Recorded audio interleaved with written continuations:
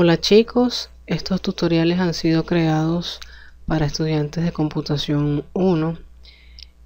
Comencé a hacer estos tutoriales para los estudiantes de computación 2 por petición de algunos estudiantes de computación 1. Inicié este tutorial. El tutorial comienza de cero, es decir que comienza desde el primer parcial para que podamos adaptarnos a lo que van a ver en el segundo parcial. Comienza el primero por si acaso hay uno que tiene conocimientos no claros o en el periodo vacacional se le borra la memoria. Para los que no me conocen, mi nombre es Diana Quintero. Fui profesora allí hasta hace unos semestres. Tal vez han escuchado mi nombre por allí. La manera de contactarnos va a ser vía Twitter. Ahí tiene mi Twitter, @quintesaint. Y bueno, estoy a la orden para cualquier consulta, cualquier duda por este medio. Como les aclaré a los estudiantes de computación 2, no resuelvo ningún tipo de pregunta que sea evaluada, por lo menos no en el periodo que tenga algún derecho a ponderación. Sí puedo responderles dudas. Y bueno, estoy a la orden para lo que necesiten. Vamos a comenzar muy suave, pero a la vez repasando los contenidos. Hay algunos que no están trabajando con Visual Basic. Estos tutoriales van dirigidos exclusivamente a Visual Basic. Hay profesores que están trabajando con Visual, otros profesores están utilizando otro lenguaje de programación. Aún no tengo claro si todos van a usar Visual Basic o van a seguir con el lenguaje de programación que tienen alternativo. En ese caso, pues trataré de hacer unos tutoriales también en ese lenguaje de programación. Sin embargo, los conceptos son los mismos. El lenguaje de programación no es más que la manera como vamos digamos, a comunicarnos con el computador, que es lo que vamos a ver en este tutorial. Y bueno, espero que les sea de provecho.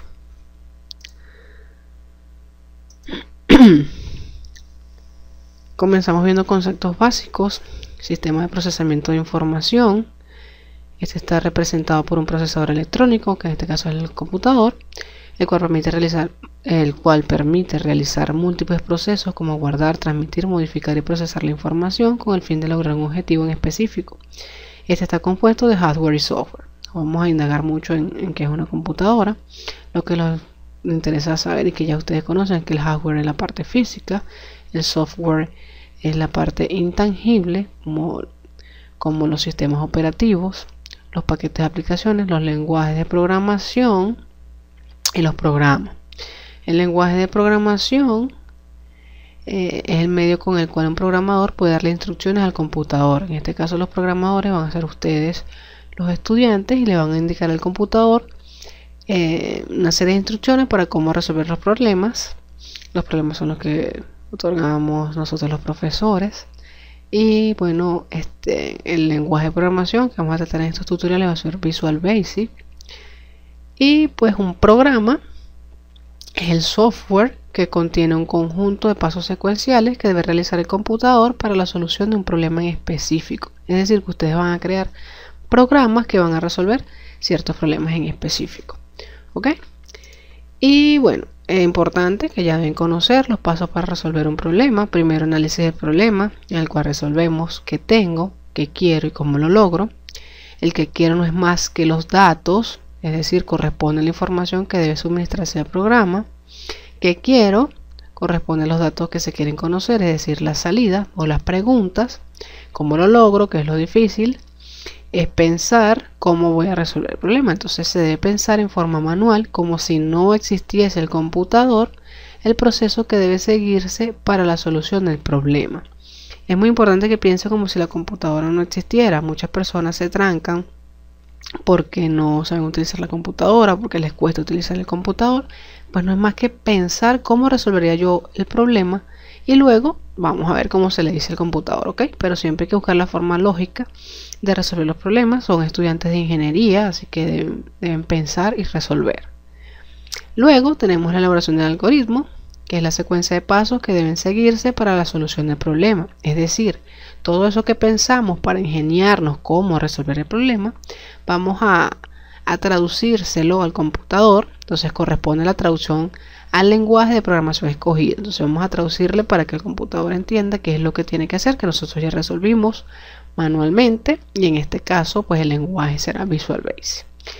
Luego hay una corrida en frío que consiste en verificar el algoritmo. Ya están trabajando directamente con el programa, no es más que correr el programa y ver que esté correcto. Eso se puede hacer manual, así. Y la ejecución y puesta en prueba del programa, bueno, no es más que ejecutar el programa y que ejecute exitosamente. ¿Cómo es exitosamente? Que no tenga errores. Ahora, ¿cuáles son los errores que pueden presentarse? Pues hay una gran cantidad de errores. Para eso vamos a ver el proceso de resolución del problema, que es el que estábamos hablando. El análisis del problema, pues la entrada, que son los datos, es decir, que tengo unos datos. Y que quiero una serie de preguntas, que son los resultados. Debemos hacer un proceso, que es el cómo lo logro, con las instrucciones que le vamos a hacer al computador, así como vamos a resolver el problema. Pero cuando estamos haciendo estas serie de instrucciones, tomando los datos para generar las respuestas, se pueden presentar errores, ¿ok? Lo que se crea es primero un código fuente, que recuerden que lo primero que hay que hacer es solucionar el problema como si el computador no existiese, es decir, es un lenguaje entendible al operador, es decir, lo que nosotros analizamos para resolver el problema sin saber todavía cómo decírselo al computador. Eso es lo que es un código fuente. Luego eso se traduce a cómo lo va a entender el computador, es decir, si yo debo leer, pues yo tengo que decir al computador cómo lee. Si yo debo imprimir, yo tengo que decir al computador cómo imprime. Ese es el lenguaje de programación, que es lo que llamaremos código máquina. Luego que tenemos este código máquina, este es el código que se ejecuta y deberíamos obtener una ejecución exitosa, es decir, sin errores. ¿Cuáles son esos errores? Lo que estábamos hablando. Cuando tenemos el código máquina nos pueden generar errores de compilación.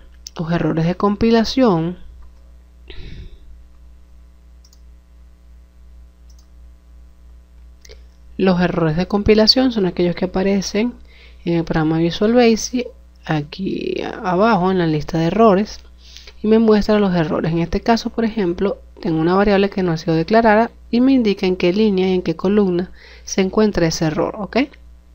En este caso, pues se muestran los errores, advertencias, que son posibles errores que se pueden generar de ejecución, que vamos a ver más adelante. Si a alguien no le aparece esta lista de errores, pues no es más que presionar ver, otras ventanas, lista de errores, y listo, ahí aparece. Si solucionamos el problema,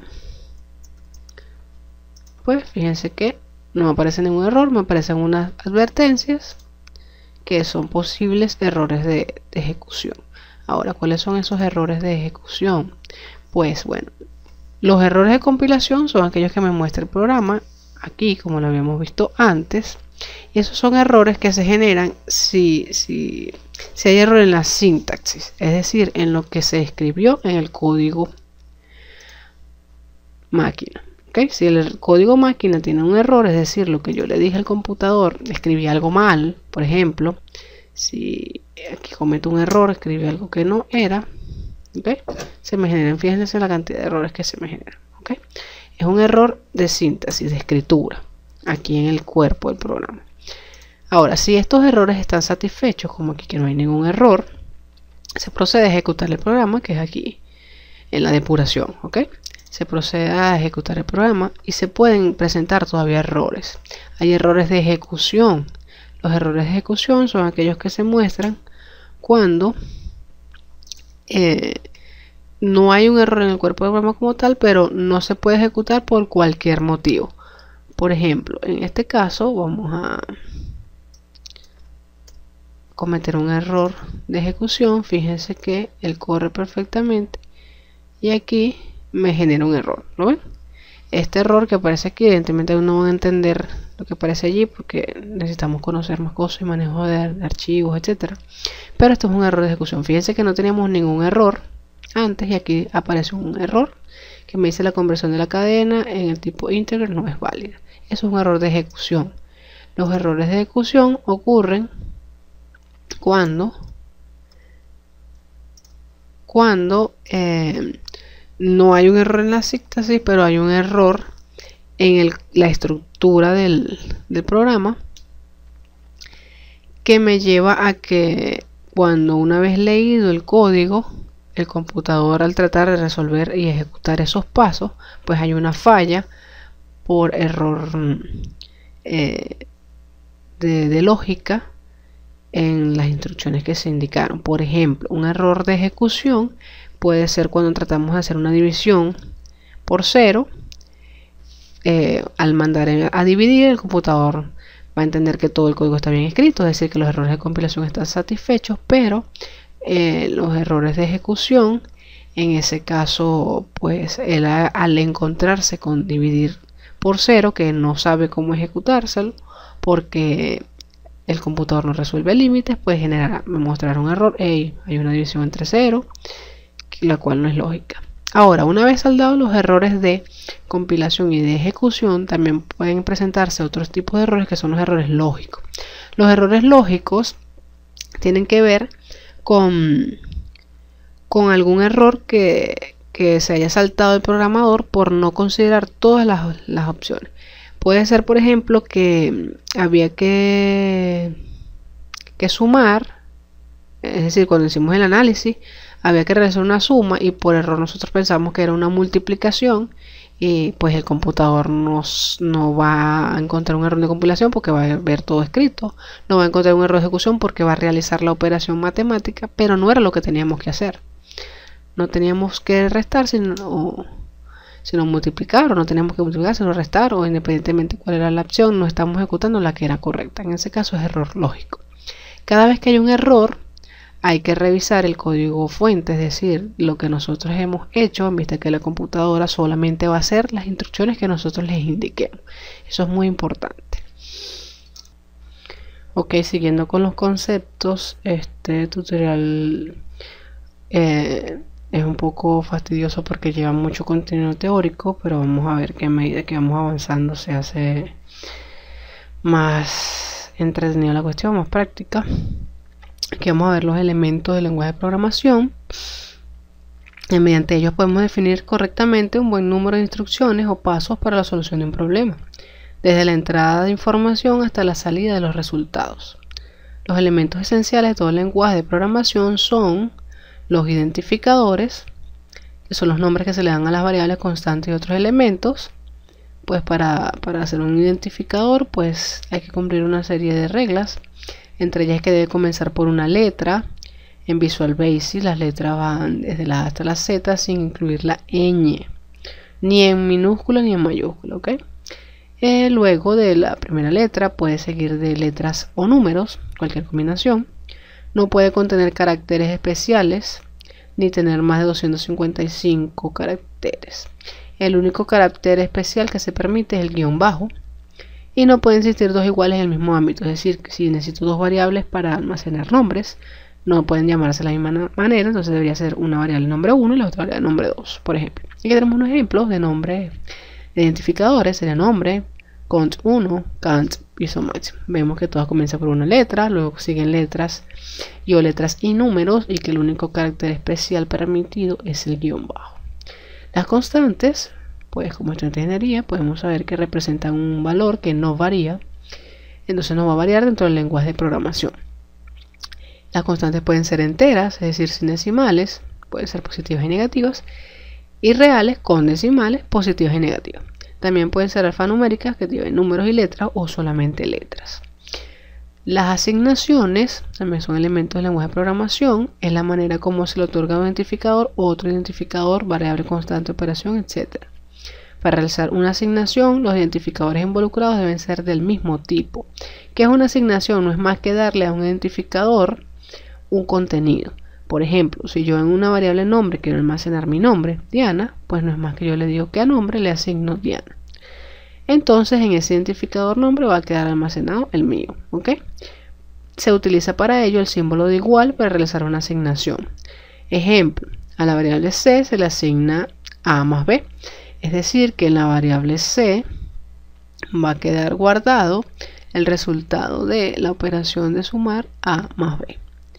Eso quiere decir esta asignación, que esta operación queda guardado, asignado en esta variable. Las variables representan valores que pueden variar o no dentro del lenguaje de programación. Al igual que las constantes, pueden ser enteras, sin decimales positivas y negativas, reales con decimales positivas y negativas, y alfanuméricas, números y letras. La diferencia entre constantes y variables es que las variables pueden modificar su valor, mientras que la constante siempre será el mismo valor desde el principio hasta el fin del lenguaje, o mejor dicho, de las instrucciones que se les den al lenguaje dentro de nuestro programa. Y los operadores que vamos a utilizar, pues hay operadores para realizar procesos o, como su nombre indica, operaciones entre variables y almacenarse en otra. Hay operadores aritméticos que son conocidos en su mayoría. La suma se simboliza con el símbolo más, la resta con el símbolo menos, división entera. Pueden apreciar que este es el símbolo de división entera, es al contrario de la que estamos acostumbrados a ver. División, la división tal cual como conocemos, la división real. Exponenciación, el símbolo de exponenciación. Multiplicación, el símbolo por. Ahora, suma, resta, multiplicación, exponenciación, sé que son conocidos. División es la división tal cual como la conocemos, la división real, es decir, un medio, por ejemplo, 0,5. Ok, ahora hay otros dos nuevos que es división entera y residuo de división entera. ¿Qué es esto? División entera y residuo de división entera. La división entera no es más que en una división la parte que no lleva los decimales. ¿Okay? Por ejemplo, en el resultado de 0,5 pues sería el 0. ¿Okay? Y el residuo de una división entera es el residuo de una división, es decir, el lado que queda faltante. Una mayor explicación sería algo así: si quiero dividir un medio, pues al dividir nuestro resultado, pues aquí sería 0 y nuestro residuo de esa división sería 1. ¿Okay? Entonces, si yo quiero la división entera, pues sería 0. ¿Okay? Si quiero el residuo, pues sería 1 en este caso. Si yo quisiera la división real común y corriente, pues el resultado de un medio sería 0.5. ¿Ok? De todas formas, a medida que se van resolviendo los ejercicios, vamos a profundizar más esto. Se ve mucho en las conversiones de tiempo que vamos a aplicar. Ahora, hay operadores de relación, los cuales permiten comparar variables, que son menor, menor igual, mayor, mayor igual, diferente e igual. Y los operadores lógicos AND, YOR, AND se utiliza para realizar la conexión y YOR para realizar la conexión OR. ¿Ok? La prioridad para la evaluación de estos operadores, pues ellos se ejecutan en cierto orden de prioridad. Pues tenemos primero las expresiones aritméticas, involucrando funciones de programa y de biblioteca. Las funciones de programa y biblioteca la pueden leer en el aula virtual. Acá dejan de leer todo el material que se sube en el aula virtual. Pues son funciones internas del programa, como resolver el seno, coseno, tangente, parte entera, raíz cuadrada, entre otros. Pues el orden es primero las funciones, luego la exponenciación, luego los operadores lógicos, operadores de relación, multiplicación o división reales, luego la división entera, luego el mod, por último suma y resta. El computador siempre va a resolver en este orden, lo cual quiere decir que si yo quiero que él resuelva en un orden diferente, por ejemplo, no, yo quiero que primero sume y luego esa suma, el resultado de esa suma, la eleve, es decir, realice una exponenciación, pues entonces yo tengo que indicar al computador que primero tiene que sumar, porque él siempre va a hacer esta operación con este orden. El primero va a elevar y luego va a sumar. Si yo quiero que primero sume y luego realice la exponenciación, pues para indicar que primero haga algo, ese algo que quiero que haga primero, que no está en este orden de que lo va a hacer primero, lo encierro entre paréntesis. Así el computador primero va a resolver los paréntesis y luego continuará con el orden de prioridad. Pasamos ahora a ver los tipos de datos. Tipos tipos de datos simples que vamos a manejar son dos, numéricos y no numéricos. Los numéricos son aquellos que pueden realizar cálculos aritméticos. Recordemos que los cálculos aritméticos son la suma, la resta, multiplicación, división entera, división, exponenciación y el residuo o mod, ¿ok? Y los no numéricos son aquellos que permiten manipular textos, relacionar o comparar valores y no pueden realizar cálculos aritméticos, ¿ok? Entre los numéricos vamos a tener dos variables diferenciales o tipos de datos diferenciales grandes, los enteros, que no tienen decimales, y los reales con decimales. Y ahí vamos a encontrar varios tipos. Vamos a conseguir short, integer y long para los enteros. Esto lo que me diferencia allí es el tamaño o la capacidad que puede almacenar. Y en los reales vamos a tener el single y el double. De igual manera la cantidad de decimales los que la diferencia. Para los no numéricos vamos a tener dos tipos. Los alfanuméricos son aquellos que permiten manipular un carácter o un conjunto finito de caracteres. Entre ellos vamos a tener dos tipos. Short, que tienen un solo carácter, por ejemplo para guardar una letra. Por ejemplo, cuando es el sexo, que decimos F para femenino, M para masculino, pues como solo va a almacenar una letra, pues un solo carácter, y decimos que será un tipo de dato char. Y string es una cadena de caracteres, menos 255 caracteres, que pueden ser tipo alfanumérico. Esto se puede utilizar para almacenar un nombre, una dirección, cualquier variable que necesite letras y números. Y los datos lógicos, aquel que puede representar valores de lógica binaria. La lógica binaria es que tiene solamente dos opciones de respuesta posibles. Normalmente en este caso es falso o verdadero. Y la única variable lógica que vamos a utilizar va a ser boolean, que tiene dos valores posibles, que es true para verdadero y false para falso. ¿Ok? A medida que se van declarando las variables, verán que es muy sencillo manejar este tipo de datos simples.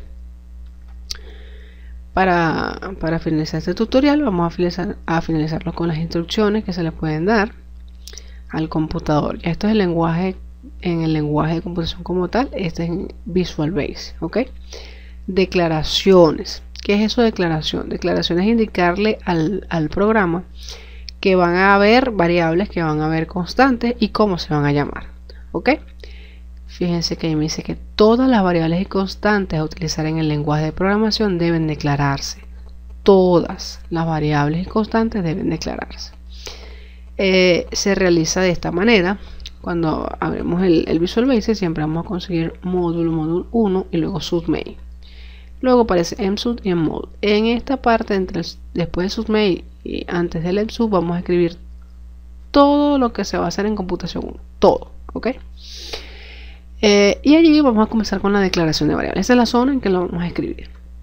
Para declarar una variable es muy sencillo. Se escribe la instrucción dim, que le indica al computador que se va a declarar una variable, seguido del identificador de la variable. El identificador, recuerden que es un nombre que comienza con una letra y que luego puede tener letras y números, que no puede tener la ñ, que no puede tener caracteres especiales, a excepción del guión bajo.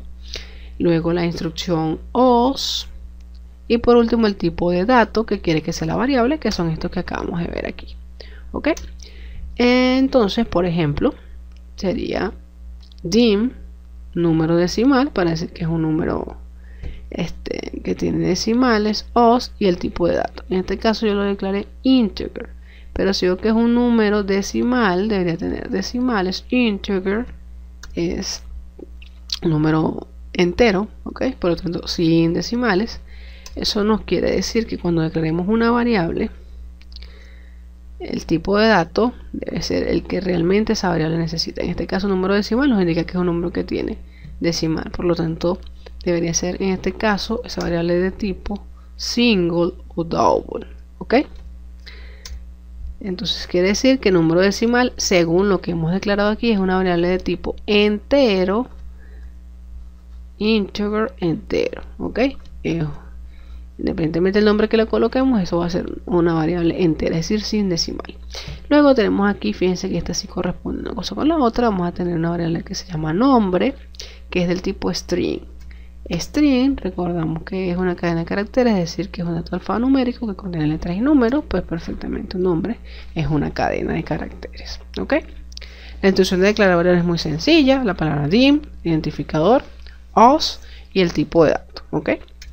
Otras instrucciones es la entrada y salida, La entrada la vamos a llamar lectura, que es cuando el computador va a pedir la información o va a leer la información, es decir, los datos. Para realizar una lectura se utiliza la instrucción console.read, ¿ok?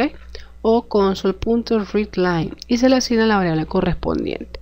Por ejemplo, si yo quiero guardar en la variable número un número que yo ingrese con el teclado, es decir, que el computador lo va a leer, pues yo digo que la variable número le voy a asignar, recuerden que la asignación queda igual, la lectura, console.readLine, y lo que se hace es leer un número. La diferencia entre read y readLine es que el line permite, además de realizar el proceso interactivo, permite bajar la línea de lectura, es decir, que cuando él vaya a leer, pues simplemente va a leer en esta línea y luego la segunda lectura la va a realizar en la línea de abajo y no en la misma línea. Es la única diferencia. Lo mismo va a aplicar para salida de impresión. Vamos a ver que la salida de impresión es cuando quiere un computador mostrar un resultado. Esta es la instrucción console.write o console.writeLine. La diferencia entre con el line a sin el line es que esta va a imprimir en la misma línea, es decir, va a imprimir para realizar una impresión, así como lo vemos aquí, uno al lado del otro, mientras que el console.writeLine imprimiría en este caso para C comillas, es decir, uno debajo del otro. ¿Ok? Y me dice, se indica dentro del paréntesis lo que se quiere imprimir, es decir, dentro de este paréntesis va a haber lo que yo quiero imprimir. Si lo que yo quiero imprimir es un comentario, es decir, que yo quiero que aparezca tal cual lo que yo voy a escribir ahí, yo quiero que aparezca, por ejemplo, introduzca su nombre, entonces eso lo voy a colocar entre comillas. Fíjense que introduzca su nombre entre comillas, es decir, que cuando el computador imprima, muestre eso en la pantalla va a aparecer tal cual introduzca su nombre, así, literalmente como está aquí. Si es una variable, se indica el nombre de la variable sin las comillas, ¿ok? Es decir, que si yo quiero que imprima el resultado de la suma, porque la computadora hizo un cálculo, se coloca la variable suma, es decir, que aquí se va a mostrar el resultado del cálculo. No va a aparecer escrito suma como tal literal, sino el resultado de la suma. ¿Ok? Para separar comentarios de variables y viceversa, se utiliza el símbolo de concatenación, que es este que tenemos aquí. En este caso, por ejemplo, aquí tenemos un comentario y aquí tenemos una variable, se separan por el símbolo de concatenación. La suma de dos números es, esto está entre comillas, es decir, que va a aparecer tal cual la suma de dos números es, y aquí no está entre comillas porque no va a aparecer escrito suma, sino el resultado de la suma. Por último, finalizamos con el proceso interactivo, que no es más que el computador va a interactuar con el operador para poder leer los dos datos, ¿ok? Este proceso interactivo se hace porque al encender un computador, el computador siempre nos va a preguntar algo. Por ejemplo, si encendemos nuestro computador y tiene una clave, el computador nos dice ingrese su clave. ¿Ok? Si el computador no nos dice nada, nosotros no sabemos que tenemos que ingresar la clave, no somos adivinos. Entonces nosotros cuando creamos un programa tenemos que decirle al usuario, porque nosotros somos los programadores, es decir, nosotros somos los que estamos creando el programa, tenemos que decirle al usuario qué hacer. Si queremos que el usuario nos diga su nombre, pues tenemos que preguntarle su nombre, ¿ok? Entonces el proceso interactivo para elaborar un lenguaje de programación y solucionar un problema se debe pensar como operador, es decir, un usuario usará el programa sin saber cuál es el código de programación, por tanto se debe indicar cómo se utiliza, que es lo que estamos hablando. Por tanto, si a un usuario no se le solicita una información, este no la suministrará porque no es adivino. Es por ello que debe realizarse un intercambio operador-usuario-operador o un proceso interactivo. Es decir, nosotros preguntamos, si queremos que el usuario nos dé su nombre, nosotros preguntamos, ¿cuál es tu nombre? ¿Ok? Nosotros como operador, como programador, preguntamos, ¿cuál es tu nombre? El usuario, al ver que le está preguntando el nombre, pues ¿qué va a hacer el usuario? Ingresar su nombre, ¿no? Entonces el usuario da la respuesta. Mi nombre es, en este caso, Diana. Y el usuario ve qué va a hacer con esa información, es decir, la procesa, ve si el nombre lo va a utilizar porque lo va a buscar en una base de datos, ve si lo que preguntó es un número y lo va a sumar, ve si pidió un número y quiere ver si es par o cualquier cosa, ¿ok? Esto sería más o menos de esta forma. Esto es, digamos, lenguaje código fuente, es decir, entender el operador, lo que nosotros haríamos cualquier cosa. Bueno, me mandan a preguntar un nombre, que está su nombre. ¿Ok? ¿Cuál es tu nombre? Y bueno, el usuario responde con el mismo. En el lenguaje de programación que estamos trabajando, que es Visual Basic, ¿cómo hacemos una pregunta? Es decir, ¿cómo hacemos para que el computador muestre algo en la pantalla? Pues con la instrucción console.writeLine, y como quiero que aparezca la pregunta, introduzca su nombre, pues va entre comillas. Y luego, como el usuario va a darme la información y el computador la va a leer, y yo le quiero guardar en alguna parte, pues en la variable nombre yo la voy a guardar, es decir, le hago la asignación y hago la lectura console.writeLine. Entonces allí le pregunto el nombre y lo lee. Por ahora vamos a finalizar este tutorial aquí. Tal vez está un poco cargado de mucha información, mucha teoría. Vamos a avanzar rápido porque se supone que ya esto ustedes lo vieron. Ok, es un poco atropellado tal vez los conocimientos, pero verán que lo que estamos haciendo es simplemente refrescar o satisfacer algunas dudas que quedaron por allí. Vamos a hacer posteriormente un segundo tutorial en el que vamos a ver un poco más los procesos. Vamos a ver los cálculos estadísticos, promedios, porcentajes, máximos, mínimos, etcétera. Y vamos a finalizar con un tutorial en el que vamos a resolver un parcial, ok, para entrar con detalle y detenimiento lo que van a ver en el segundo parcial. Espero que este tutorial les sirva de provecho a la espera del segundo que está muy pronto, y pues pueden compartir este video con sus compañeros para que sea mayor la cantidad de personas que pueden tener acceso a estos tutoriales. Cualquier consulta pueden hacérmela vía Twitter, estoy a la orden para lo que necesiten. Si quieren algún tutorial en algo más específico, que quiera algo que repita, quiera algo que explique, pues con mucho gusto lo haré.